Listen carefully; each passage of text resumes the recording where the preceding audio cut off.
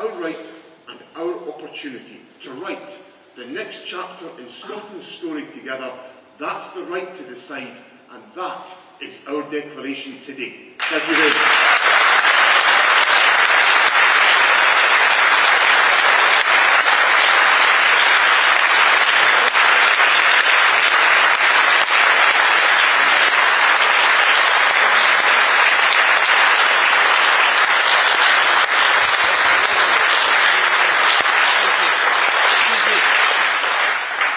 Thank you all. What we're going to do now is move to some broadcast questions, and then I'll speak to the print journalists after we finish the event. And I'll come first of all to Colin Mackay of Scottish Television. Colin. The Prime Minister is in Scotland today. Have you or will you speak to him about your demands today? And looking at the paper, isn't it just cold tail rehead? What the paper is, Colin, is an explanation of the long-standing arguments and points put forward by many voices in this debate, a lot of them Westminster politicians, who have accepted the fundamental right of the people of Scotland to decide their own future. That is at the heart of the paper. And just because the outcome, perhaps of a referendum, perhaps become one that those voices don't like, doesn't give those individuals the right to change their view, that it's for the people of Scotland to decide the future of this country. And will I be in touch with the Prime Minister? Yes, I will. James Cook, BBC. Colin said when. Did you hear him? He just said when. I don't know if you heard him follow up there. Well, I don't respond to Colin Mackay's heckling questions. Okay. He knows the proper way to ask these questions. Well, good morning. I've never thought of you as a spokesman for Colin. Well, you know. That is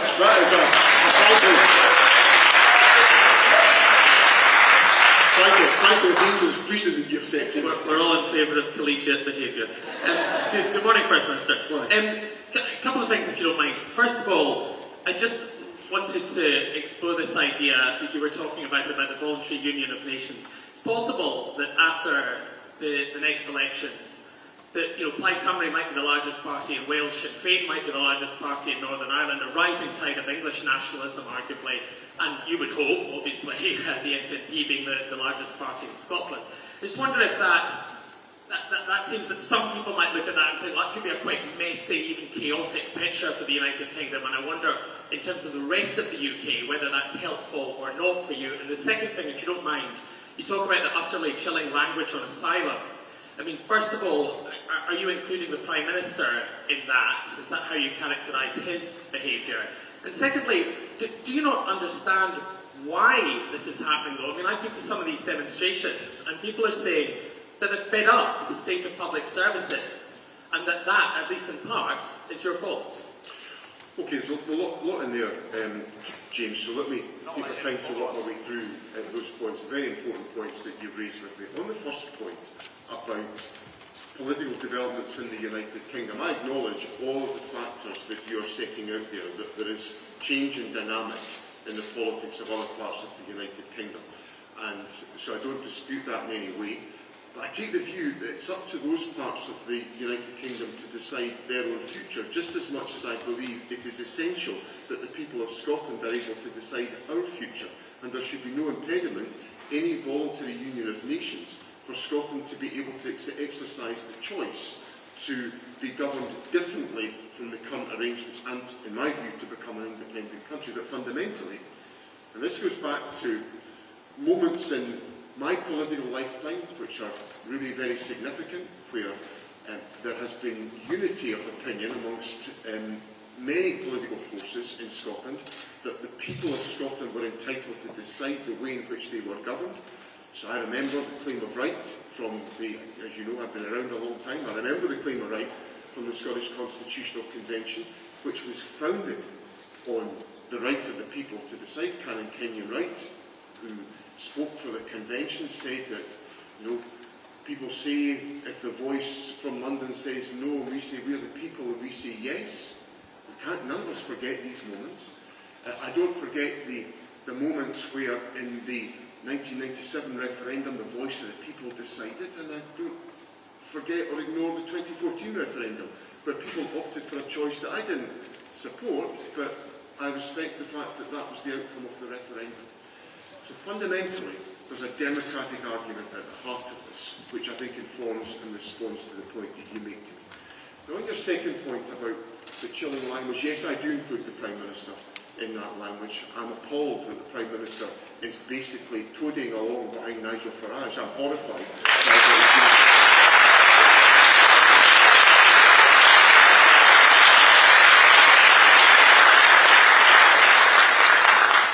The talk that there is in the United Kingdom about exiting from the European Convention on Human Rights, I think it's just dreadful.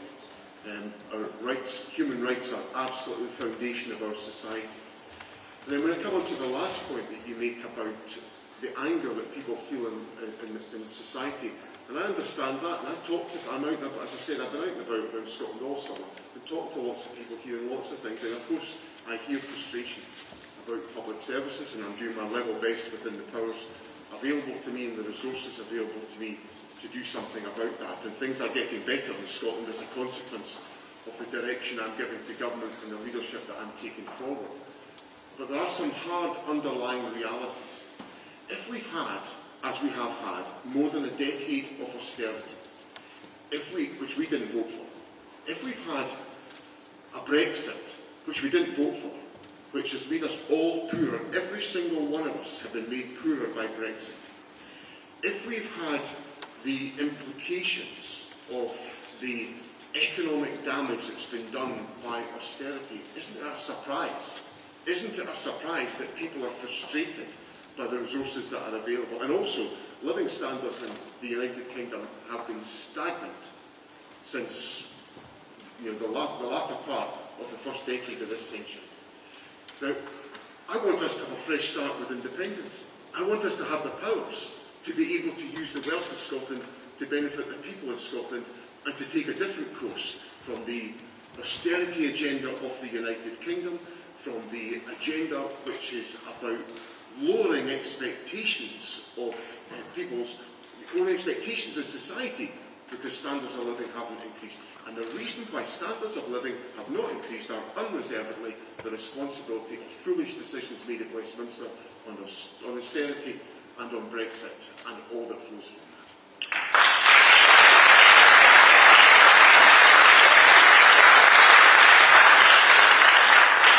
Lindsay Hughes from BBC. Thank you, First Minister. A couple of things, if I may. The UK Government has just announced a big investment in the form of warships for Norway. Doesn't that demonstrate the economic benefit for Scotland from being part of the UK? I wonder, just on your comments on concerns around immigration there, will you speak to the Prime Minister directly about the approach being taken by the UK Government? And just thirdly, if I may, just to clarify on independence, if you are returned to power after the election next year, is the bar for you in terms of going and asking for a second independence referendum a majority of SNP MSPs in the Parliament?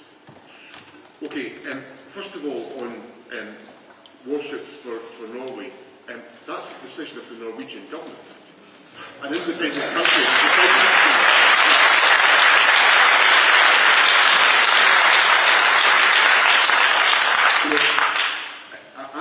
I was told throughout the referendum debate that there'd be no way there'd be any warship orders from any other country to come to the Clyde shipyards, and lo and behold, they've come. Why? Because they're good shipyards. So it just debunks totally and utterly some of the nonsense that we got during the independence referendum. And the other thing I'm going to say about this, yesterday the Prime Minister twice in the House of Commons said that I had not welcomed the Norwegian warship orders. Now, journalists were with me on Monday when I welcomed these orders. Now, there's a really basic point here that politicians should be accurate in what they say, and the Prime Minister was completely inaccurate in what he said in attacking me in the House of Commons yesterday. And if he wants a respectful relationship with the Scottish Government, he should go to the House of Commons and apologise for what he said yesterday.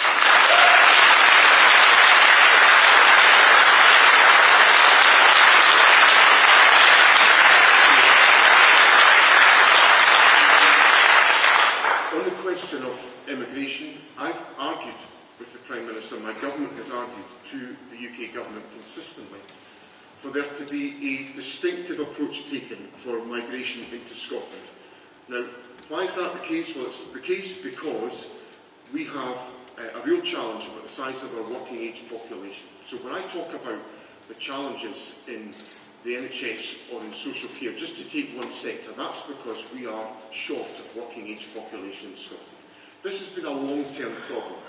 20 years ago, my predecessor, Jack McConnell, negotiated with the UK government a Fresh Talent Initiative which allowed a different approach to migration to be taken in Scotland compared to the rest of the United Kingdom. And to Jack McConnell's credit, he advanced that argument, looking at the same demographics that I'm looking at now, and to his credit, Tony Blair agreed to that. So that demonstrates that these things are possible. When I raise these issues with the Prime Minister, when my ministers raise these with the Home Office, the door is shut. Now, this is doing economic damage to Scotland. It is holding us back. Our economy is currently growing, it's expanding, we've got very low unemployment, more unemployment than the rest of the United Kingdom, economic inactivity is falling, but we're still short of people. So we need to have a different approach, and I will pursue that with the Prime Minister. And on your last point, Lindsay, the proposal I put to the party conference, which is what I believe is the necessary proposal to be taken forward, is that we have to rely on the precedent of 2011. In 2011, a majority of SNP and MSPs were elected to the Scottish Parliament, and a referendum followed from that. Now, we've had the alternative in 2016 and 2021. There's been an independence majority, but it's not been SNP MSPs. And I think what we have to do to break the logjam is to repeat what we achieved in 2011 and make sure the UK government has no answer to escaping from the precedent that was established in 2011, which delivered a referendum on Scotland's constitutional future.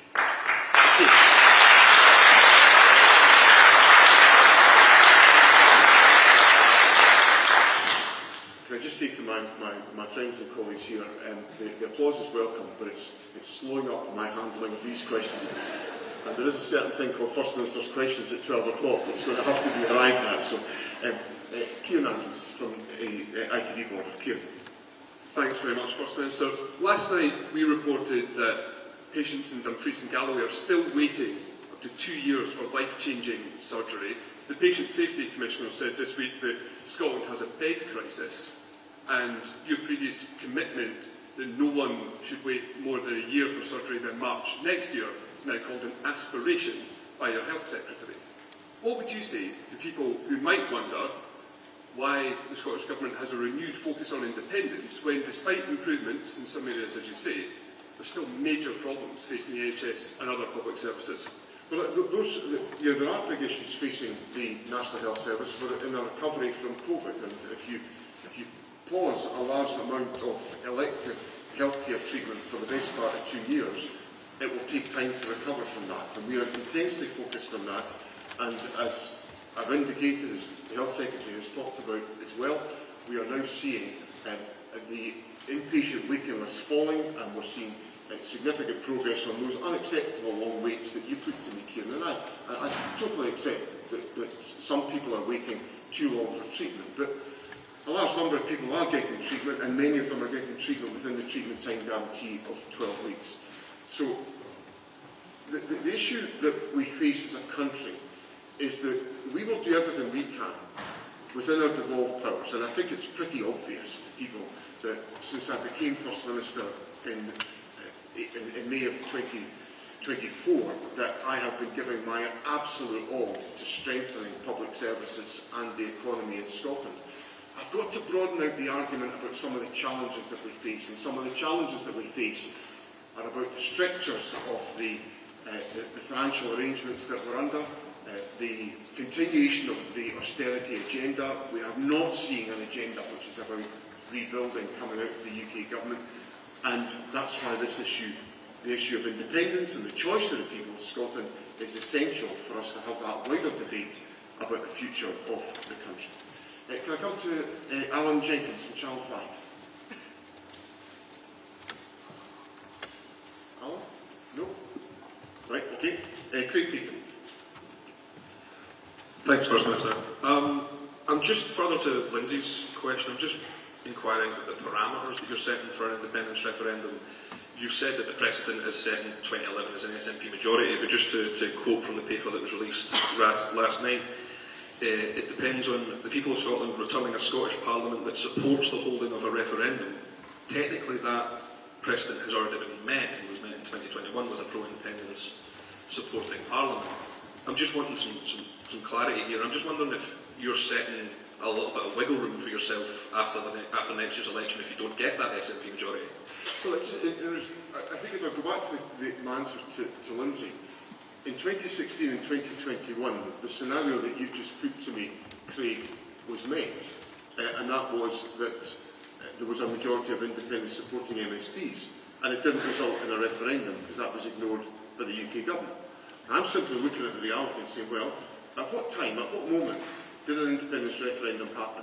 It happened in 2014 after an election in which the SNP won a majority of seats in the Scottish Parliament on our own. And I'm advancing the argument, which I think has got a lot of substance because it relies on the principle of precedent, what happened before. In a given set of circumstances, in 2011, a majority of SNP MSPs were elected to the Scottish Parliament, and 3 years later there was a referendum agreed mutually between the UK Government and the Scottish Government. That, to me, is the precedent that has been established, and that's what I'm aiming to achieve with the proposal I'm putting to the party conference in October, and which will be the foundation of what I put to the people in the election in May. And the last broadcast question is Gina Davidson from Global. Gina. Thanks, First Minister. On that proposal you're putting to conference, already we've heard from some SNP members saying that this paper is premature and it's disrespectful to them because that debate about the Constitution and your approach needs to take place on the conference floor, and they obviously plan to try and amend your motion. They don't believe that's the right way ahead. What is your message to them? And also, can I just ask, yesterday you made a statement about what's happening in Gaza and what your government is doing to support Gaza. You flew the Palestinian flag from government buildings. The Jewish Council of Scotland have said they are deeply concerned about that move and how it will impact the safety of Jewish people in Scotland. I believe they have written to you about that. They say despite meeting with you on Monday, they were very worried to hear your words yesterday. What do you have to say to them? Well, let me take that issue first, Gina, because I went through a lot of this in Parliament yesterday, and I think it's important that I repeat it here today, and I'm glad that you've raised that with me.